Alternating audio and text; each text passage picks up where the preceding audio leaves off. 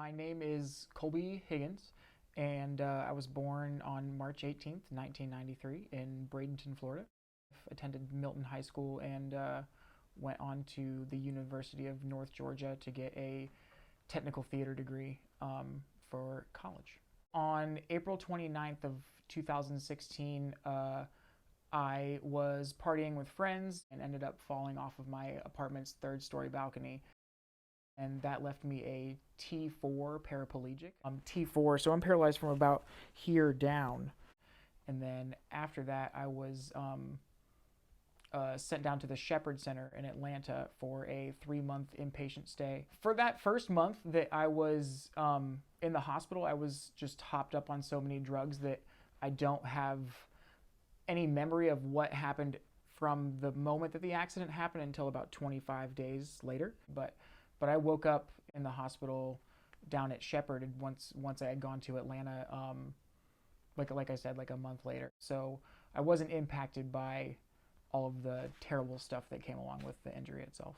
From the beginning, I was definitely very gung-ho about the therapy and all of that kind of stuff.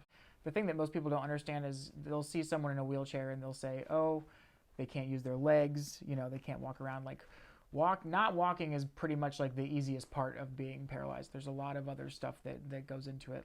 In the hospital, it was very much like, all right, I'm paralyzed. What are we going to do about it?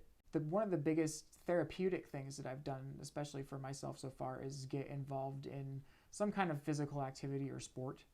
I was in Colorado in with two different adaptive ski programs out there. And so it's basically a sit ski where you're sitting in like a small bucket that is just attached to a frame that is attached to one single ski. What's cool about it is, you get in that ski and you're going down the mountain with everybody else. You're not in your wheelchair and there's just a bunch of people flying down the mountain in the snow, all doing the same thing. I mean, I might look a little bit different doing it, but I mean, I'm still essentially participating in the same sport. You have to get up and do something.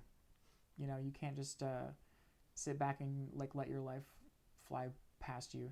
Just because you're faced with some form of adversity, everybody's got something. Whether everyone is disabled in some sort of way, whether you can see it or not. Something. Everybody always has something that they consider wrong with them, or that's an imperfection or whatever. If I embrace my imperfections, everybody else can embrace their imperfections, and we can just keep pushing.